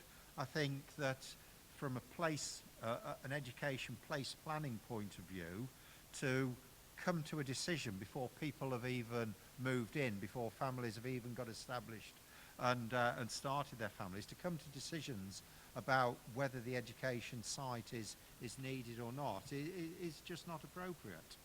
And just one other small aside on 7.51, 4.37, it mentions specifically about charging points. And I think all members should note that clearly in that paragraph we have now got stated that charging points are a part and parcel of new development. It's here in the report now, so from this point on, if we see new housing development, we can properly have the anticipation that charging points will be provided. But that is going off a point. So I'm not convinced by the need that is attempted to be demonstrated within this report at this moment in time. Thank you.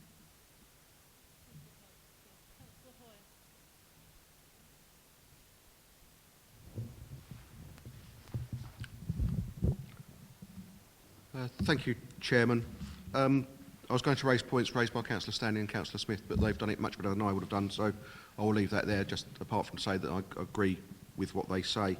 I'd like just to come back to the 3G pitch, if I may. I know this has been raised by Councillor Mrs Weston, and obviously, just for the record, I represent Holbridge as a ward as well.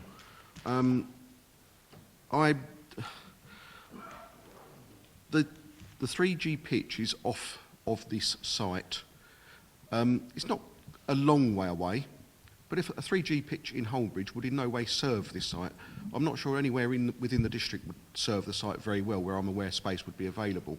And I feel that we're taking this 3G pitch would have been junior pitches and something else on the site itself. So this is open space moved away from the site, and it would take up open space at the leisure centre maybe or somewhere else, which I really don't agree with, which goes back to Councillor Smith's point on the open space again. In addition, if it is at the Rayleigh Leisure Centre, it might be a 3G pitch, but is it available for the use of the people on that site? Is there going to be a charge? How would it be managed? I've got real concerns about this. I think if it's a 3G pitch, it should be available for all to use. There shouldn't be a financial penalty for residents of this site to use it in particular. It's theirs. They're paying for it in one way or another.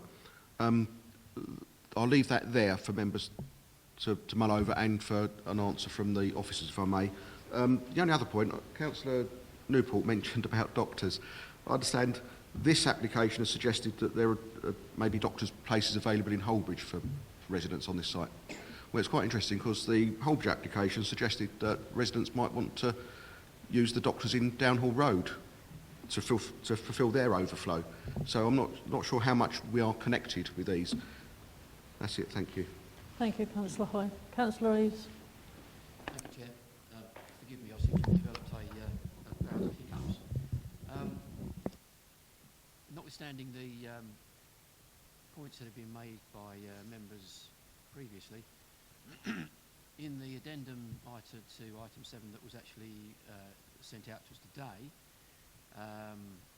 the head of terms 13, where we're talking about the highways works being done within 5 years of the date of the decision, this seems to be in contradiction to what was actually approved for the Holbridge site, where it was actually based on the amount of houses that were in occupancy, which does seem to make much more sense than to actually putting it into a date from the decision, where that could be quite detrimental on the amount of extra traffic that could be within those 5 years. I would suggest that it would be a better wording within heads of term 13, not to put that as for the highway works to be done within 5 years, but for it to be done within a term of a certain amount of houses occupied, for which I'd need to actually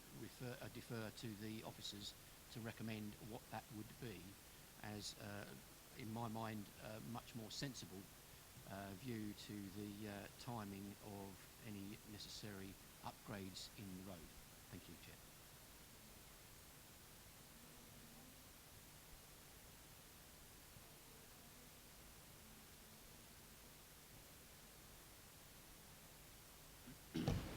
Just turn that on. So I'll take them in order. Councillor Weston, you had a question about the contribution towards the 3G pitch. So on the addendum, it's set out on the additional addendum which was circulated this evening. So point 3, so head of term 3. So that contribution will be paid to Rochford Council for the delivery in the first instance of a new senior 3G pitch at Rayleigh Leisure Centre. However, if, because planning permission would need to be granted for that, if for any reason, and we don't envisage an issue at the moment, but if there were an issue to arise, that money would not go back to the developer immediately. It would be for the council to then consider other provision related to sport infrastructure in Rayleigh and Rorath in the first instance, because those areas closest to the site. But then there is also the ability for this head of term for the council to consider that an even wider area. So we can take the whole district into account then. And so the idea of putting these other possibilities in is to ensure that that money is spent. So you do get some infrastructure provision with those funds. Hopefully that clarifies that one.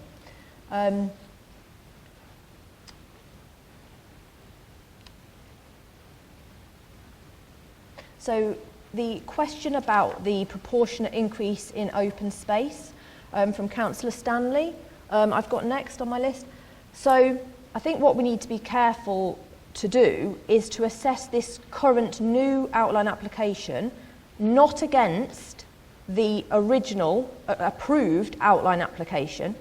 So it's not a comparison of this application versus what was approved. It must be an assessment of the current application against policy.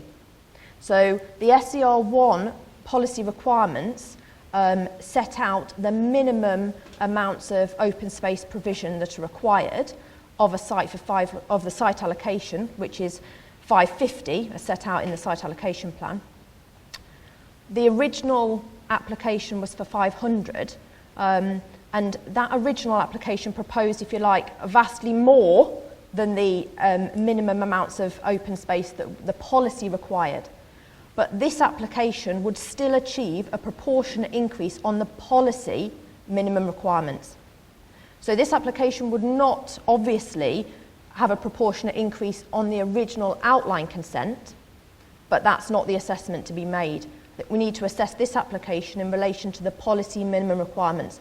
So specifically, they are 4 hectares of semi-natural green space, and this application would still deliver 5.7. So that is proportionately increased, even though the residential parcels are increasing. I hope that's clear. If you need me to clarify that again, I can try. But it might not appear that the open space is being proportionately increased because if you compare it to the original outline consent, but that's not what we need to do. I think we need to, assess this proposal against the council's SCR1 policy requirements. Okay. The play spaces, so again, those would be proportionately increased compared to those minimums set out in SCR1, the policy requirements. And there'd be one here, so there's one here provided, one here, and then an additional one here. So in the original outline there were 2 play spaces required, we've now got 3 provided. In terms of the surface water drainage strategy, what the applicant is required to do at this outline stage is provide the sort of, in principle, what's going to happen to the water on the site.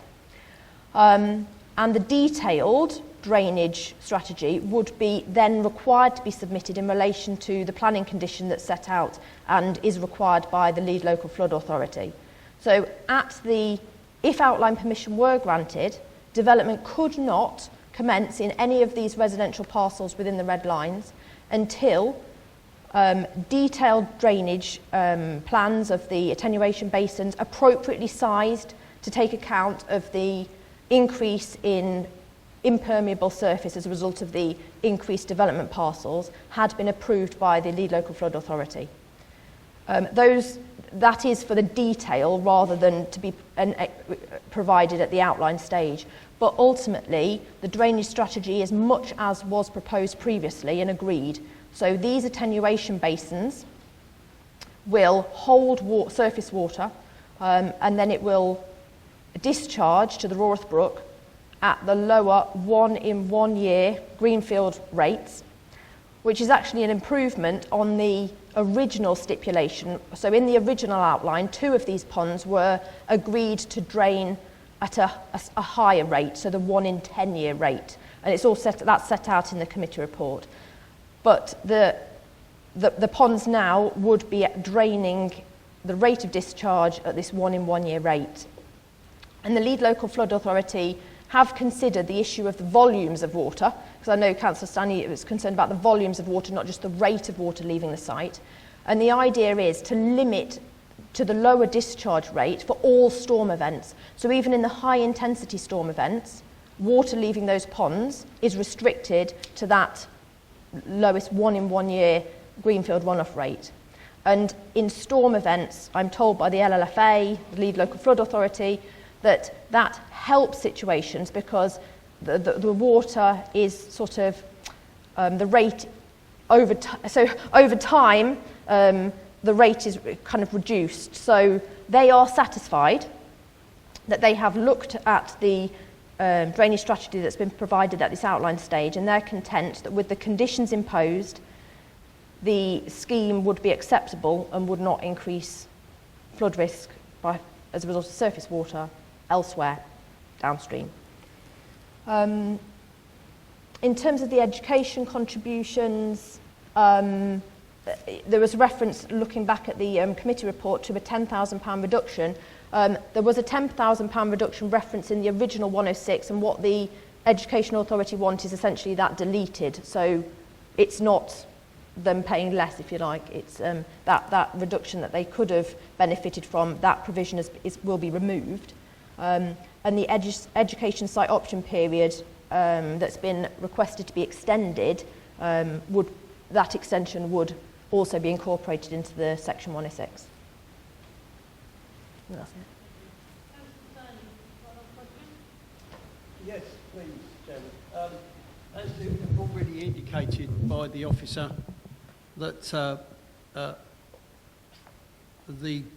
if you like, the open spaces, and if you put little parcels together, you'll get a bigger open space. It's very true. But there's no more open space. It's gone. It's gone to development. But if you put the little parcels, you can have a bigger open space. But so the question is, it still hasn't resolved the if you like, proportionally to open space.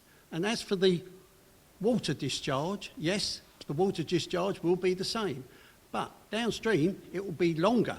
And if you're in a flood zone, which you are downstream, that flood zone becomes not 1 hour, but 4 hours or 5 hours.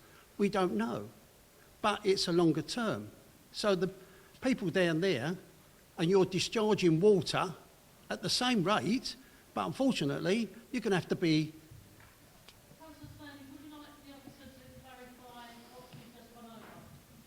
It doesn't answer the question where the water is going to be kept, because there are no other ponds, and also it doesn't, and the SUDS, as far as I'm aware, they understand that the duration of flood downstream will be longer, and therefore they must look at this as a priority to reducing the longer term of the longer span of time in flood plain. She can't clarify. I've already spoken to the officer today, and she can't clarify any further than what the SUDS can clarify when and if this development is approved. I propose, if I may, that this application be refused on the grounds of overdevelopment, no proportionally increase in open space, and the retention of water on site for these extra 222 homes. Have you a seconder? Councillor High.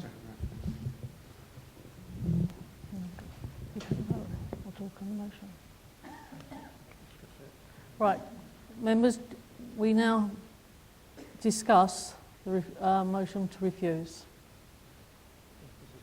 Would officers like to comment first on the reasons? Yes, thank you, Chair. I think I might need to go over this proportionate increase in open space again, because I think any reason for refusal around that, I think, is potentially quite problematic. So I think what I'm asking, the assessment that needs to be made is setting aside, trying to forget the original outline application and looking at this application as a new application, the first application, if you like, on the site. Does this application deliver a proportionate increase in open space compared to what policy SER 1 requires? And it does. So I really would guard against any reason for refusal around the lack of demonstrable proportionate increase in open space above the policy requirement.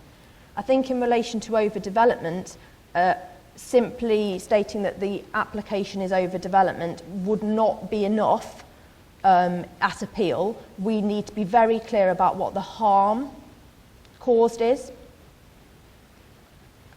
And I can't give any more in relation to that.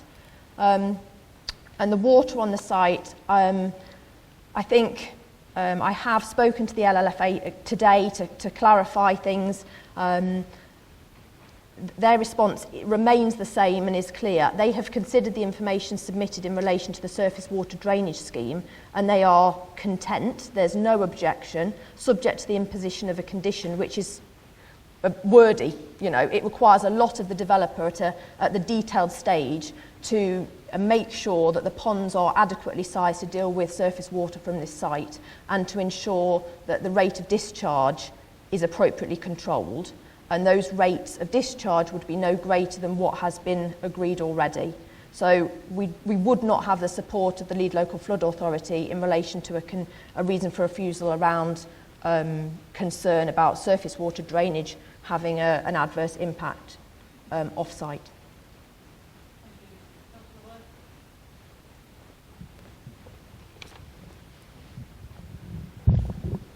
Thank you, Chairman. I'm just going to still state my support for the motion. I would like the officers to state how much open space was in the original application and how much open space is in this application.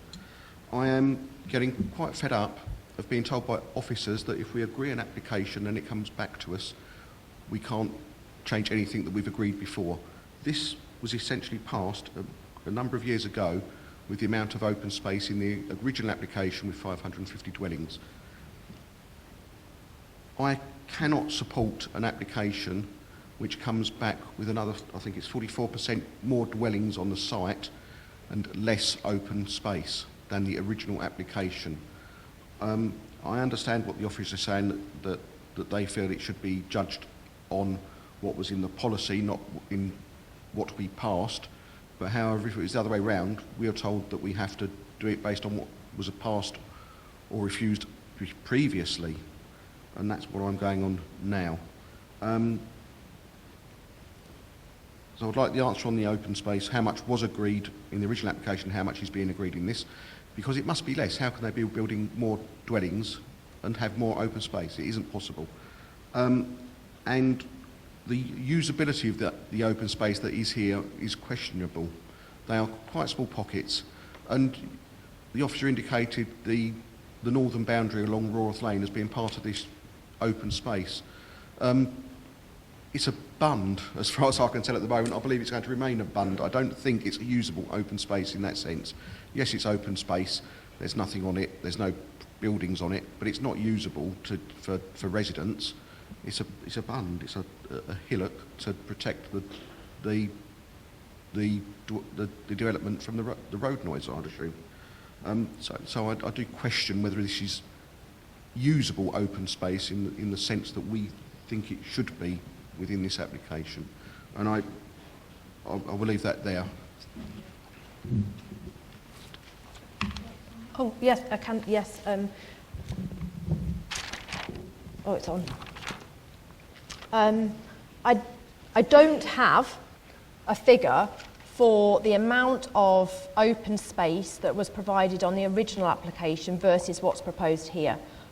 But I would just reiterate that if this were to go to appeal, refused on a ground relating to this, an inspector would assess the current application in relation to policy SCR1, not the current application in relation to the original outline application. But yes, clearly there is less open space proposed now because the residential parcels are increasing, and there's some non-residential development as well. But the assessment, I sort of reiterate, but I think it must be made in relation to your policy requirements and the minimum amounts of space as set out in those, and does this achieve that proportionate increase in relation to those. The only other thing I might mention is that in the NPPF it does talk about sort of open space, and it does allow for open space to have a visual aspect as well as a sort of, can I walk on that land? So water bodies or bodies that can be part of open space and function as that, and it would still be considered as part of that quotient, that area of space, because it has a visual aspect to it from people being able to see across it and enjoy the space in that regard too. Thank you. Right, members, I think we've had a good discussion and answers from our officers. Can we have a vote? Oh, sorry, I've just been advised you. Can you restate the reasons for refusals to make it clear, Councillor Stanley? Yes. Overdevelopment, lack of open space or provision of for the extra dwellings, and can I say there are no plans for attenuation of surface water. Thank you. Councillor Hoy, do you agree with those? Yeah. Will you second that? Yes? Thank you. Right, members, can I take a vote on the recommendation for refusal, please? Can you keep your hands up until Sonia indicates otherwise? Thank you.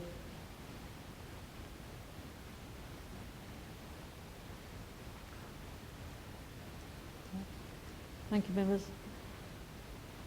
For acceptance? Sorry, those against the reasons for refusal.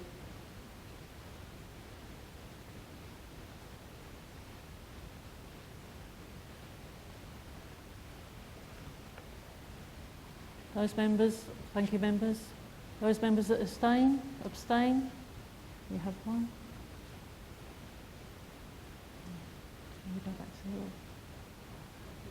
That's lost, thank you. We'll go back to the original. Right, now we go back to the original recommendation that it is proposed that the committee resolves and approves this application.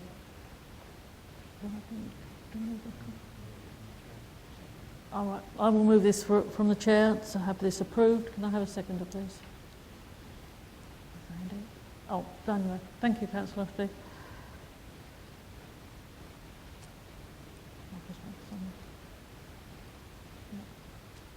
Members, can I have a vote on this, please, for approval? In favour?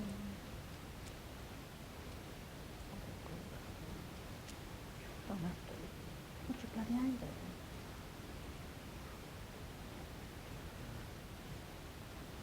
Those against? We call me both, please. Of course. Any abstentions?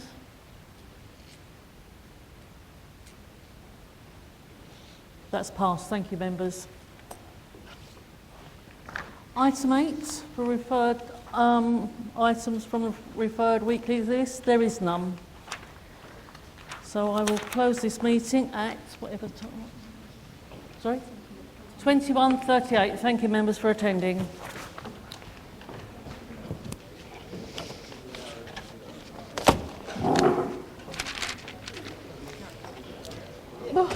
Yeah.